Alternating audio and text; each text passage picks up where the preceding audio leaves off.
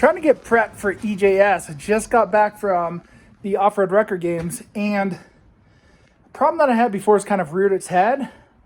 I didn't fix it perfectly, and now I'm kind of realizing that, boy, it's annoying. So let me show you what we got going on, and I'm gonna have to come up with a way to fix it. Yeah. The problem's right here. So if you look on the inside there, you'll see my locked off-road bump. And it's kicked in heavily towards there. It's taken hits and it's bent in. It's actually bent this tube here instead of vertical this way. And so last time I hooked a strap and pulled it and tried to straighten it out, but it's not holding up, man. Like, it's actually pretty frustrating. Like, I would expect that it would be able to take that. Now, I tried to lower some of the pressure in here by letting it out. Maybe I didn't let enough out, probably didn't. And I'm not smart enough and probably need to do some research into figuring out, like, what it should be really set at. But that's my frustration, is how do I fix that? Besides straightening it out, and then it keeps on bending back and forth and doing the same thing. Let's talk about this divine plan of Southern ingenuity style. So here's what I'm thinking. I've done this before and tried to pull it with this step, and it pulled a little bit. So I think if I lift this up, take this tire off, chalk it up, and use a come along from there to that bump stop, we can go ahead and get that bent back this way. And then once we are, then we'll be good to go ahead and start getting everything formed and ready to go.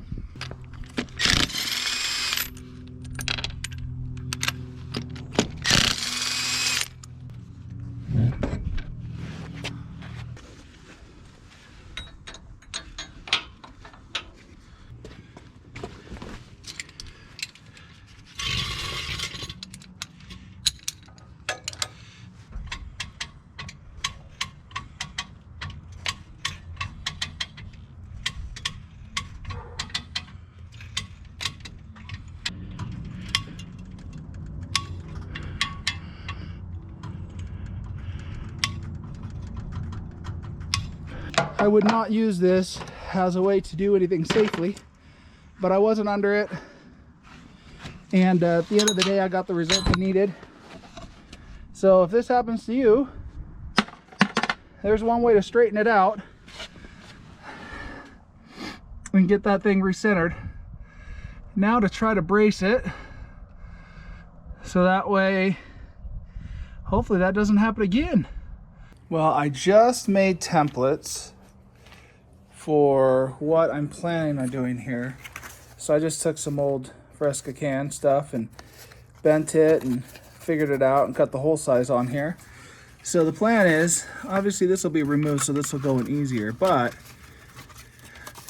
it's going to lay down in here, and in the back I'll have a tab there to weld up against that shock tower, and then I'll have a tab going down the side of the coil bucket to go ahead and brace it that way, which will leave us some room up there for the weld that I'll have in that. And then I'm going to weld all the way around here. I don't know that I'll be able to get to the back edge, but I'll probably also put some plug welds in here to go ahead and stiffen this up. And then when the Terraflex thing gets here, I'll take a look at that. Otherwise, what I have to go with this is this one. And this one's a lot smaller because it doesn't have this outer cup on the underside. It's just this inner tube that got welded. So this one's made specifically to fit just over that outer cup. And then what I can do is either I can weld it in there, or I can just bolt straight through and add the rigidity with this in here, because I'm not sure that this is really all that weak. It's just the fact that, well, sorry for the shaking, there's just not enough strength for the pressure I'm putting. And these are actually thicker than I thought. They're probably like, I mean, maybe pressing on 3/16. It looks like I'll be able to fit 1, 2, still get one of the underplates and then cut out some more out of another one.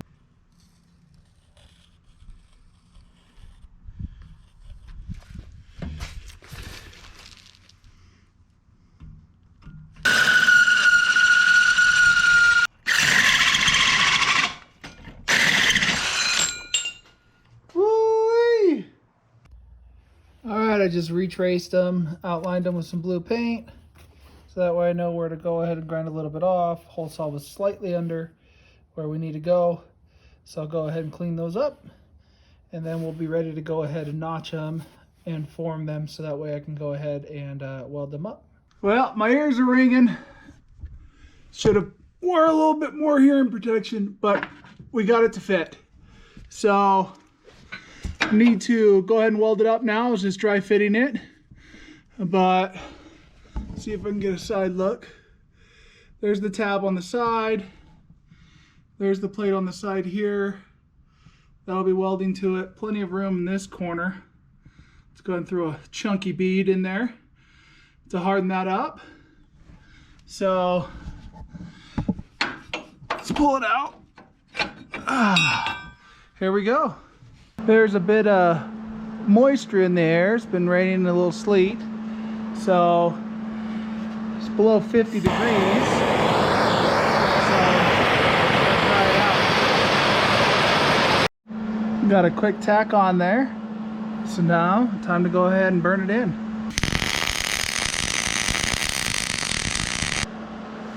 Whew. It's quite warm. I had my hand close, but as far as the weld goes, that went pretty well.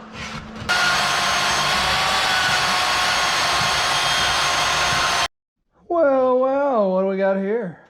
Well, the 3-inch hole saw left about an 1/8 inch gap on all sides. And I got it pretty well centered on here. Cleaning that off was a beast. Try not to get dirty metal like that. That was awful. I'll still have to do some cleaning on the inside. And I'll probably touch it more on that side, but I'm going to go ahead and tack that gap and then get it welded all the way around on both sides.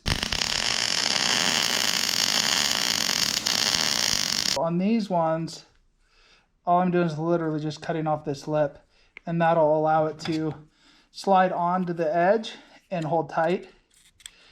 Because this, unfortunately on mine, obviously this is the Terraflex one, I barely fit. So I can't have anything extra on the outside and expect the coil to actually push up against it. Well, me and my brilliance. So here's one of the things I found out.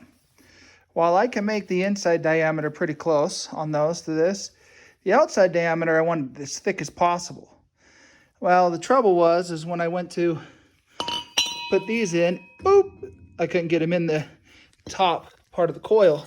So I had to sand and file because I don't have a lathe to turn it down,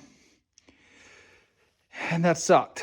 So be aware, if you're dumb like me and decide that you want to go ahead and do this, you're gonna have a lot of painful hours ahead of you. But now they go in. Now that's without paint, so probably once I get paint on here, it's gonna suck, but I'll deal with it, right? Well, there we go. That is the driver's side one. I didn't bring my camera out to record while I was doing it. I'll catch it on the passenger side. It was impossible for my skill set to get behind on this backside. I was able to throw a bead without looking there, but back here it's all a jumbled hot mess.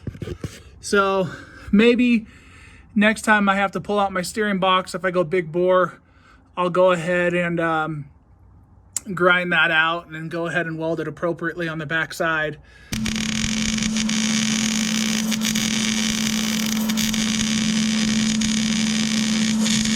First step, let's slide this baby on and get it set up in there. Slide a bolt through. Washer. The biggest problem and troublemaker in the group was this driver's side. Hopefully that's the last me and this thing have to do any business. All right. Let's see if we can get some better light here. Here's our finished product. Little black paint on there. Ground it down to pretty much where it needs to be. Flattened it out. And so now when I put it together, we should be good to go. I'll let that go ahead and dry, and then we'll throw the isolator and spacer in there and coils back in.